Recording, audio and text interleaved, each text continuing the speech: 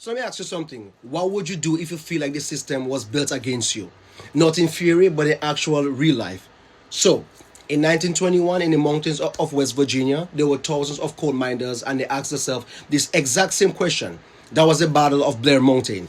So these weren't just workers, they were people living under extreme pressure, low wages, dangerous conditions as well, and company control over their homes, their lives, and their basic rights. They tried to speak up, they tried to organize, and they tried to be heard. And when that didn't work, they actually stood up. Now you had thousands of minders would arm themselves and march together. They would demand dignity, fair pay, and basic respect. But instead of being listened to, they were met with resistance, armed forces, law enforcement, even federal troops were brought in.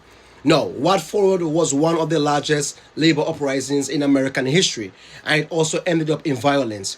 But here's the part most people miss. Blair Mountain wasn't just a moment in time, it was actually a warning. Because when people feel unheard, long enough, pressure builds up, tension grows, and eventually something breaks. Now, let's fast forward to today, in 2026.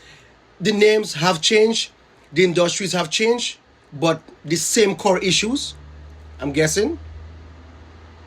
But still here, people are still struggling with wages that don't match the cost of living. Workers are still fighting for fair conditions, and many people still feel like they're being ignored by very systems that are supposed to support them. The difference is today battle doesn't like it don't always look like a battlefield.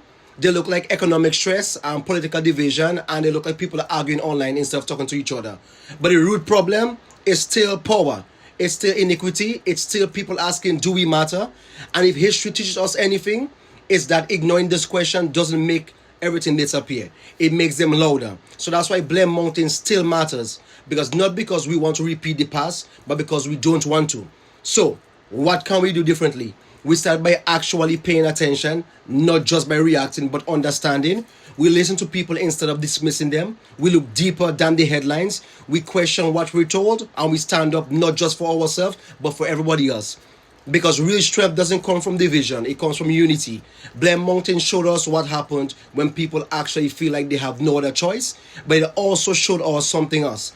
That's when people come together, they became powerful. So, my question is, my question isn't just what happened back then. The real question would have to be, what are we going to do now? Because history doesn't repeat itself exactly, but if we're not careful, the patterns actually do. And this time, we get to decide what comes next.